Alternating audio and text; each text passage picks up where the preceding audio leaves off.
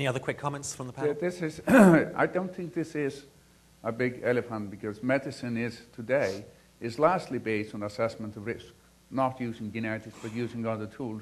So conceptually it is not difficult, and what genetics will do is simply give you numerical value to risk. That's all.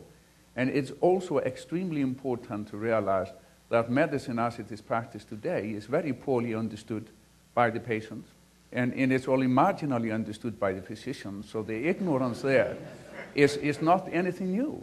You see, this isn't, when it comes to its very nature, fundamentally different. But genetics carries a different expectation of understanding, I think, by both doctors and by patients. It carries a different expectation of understanding by audience like this, but not necessarily by patients. Did Francis Collins need to know, because of your test and your test, that he had an increased risk of type 2 diabetes to lose 25 pounds? Or should he just, I mean, you know, again, there is an increased perception because of the, quote, precision, which is not as precise as we claim it to be, of the utilization of these tools and predicting outcomes that causes behavioral change. But that precision doesn't have to come from genetics. That precision is coming from genetics because we have a failure to measure that precision in the rest of the measures that are meaningful in healthcare. You're absolutely correct, and we have another example of the same.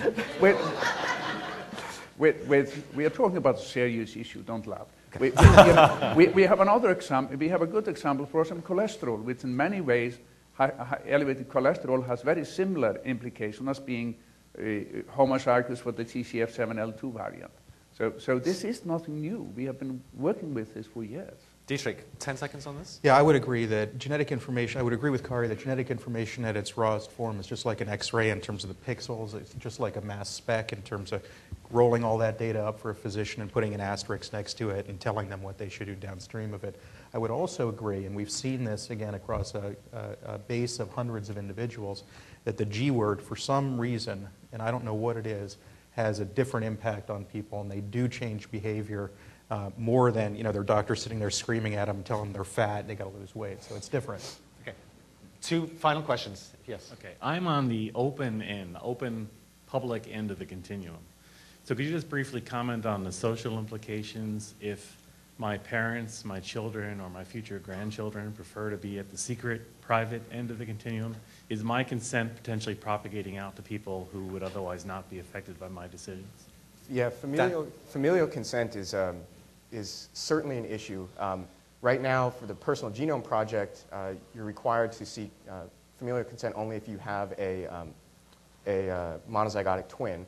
But it's something that we're certainly looking at. I'm actually participating in another research project where I've actually been genotyped, and one of the things that I did was have an extensive conversation with my family about, you know, what it would mean to publish this data in an identifiable fashion. And not everybody, you know, at first blush was really, you know, on the same sort of side of the openness spectrum that I am. And so that's something that is going to be, you know, a challenge as more and more people have access to this data and more people want to, you know, make it open and available, because what I want to do and my ability to make that information available is going to come in conflict to a degree with, you know, my siblings, my parents, my children.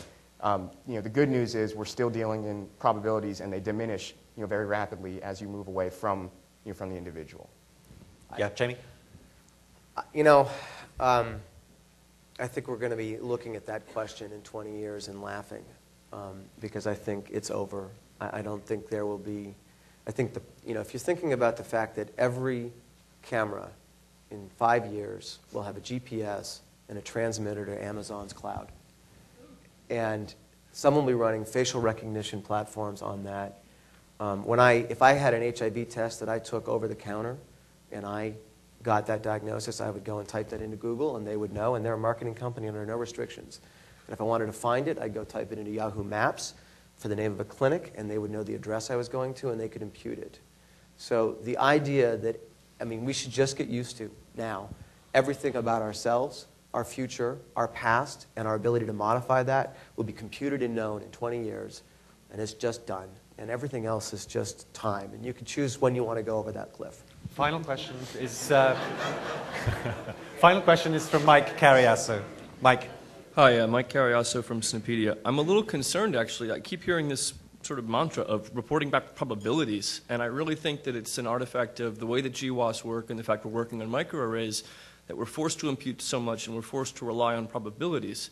But I really don't want to imagine that's the end game we're looking for, and I'm a little surprised that so many of you seem to be looking towards the day where you're communicating probabilities back rather than we've now found the causative mutation.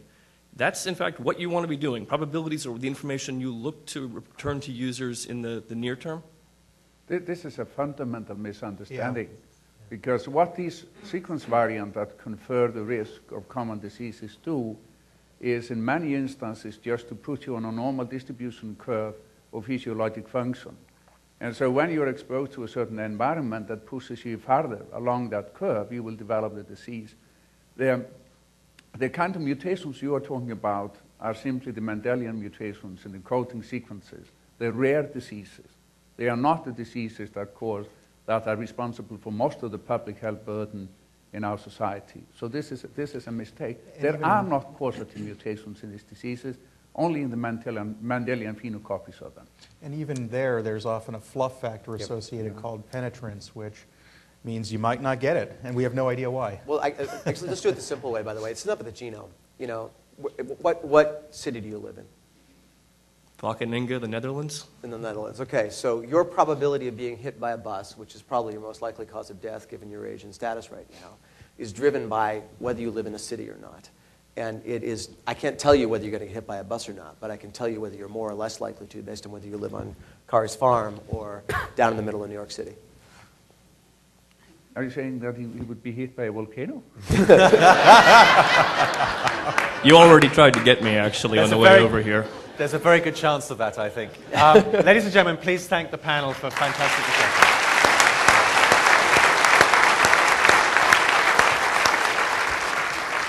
Thank you very much. Enjoy the rest of the conference, and we'll see you next year.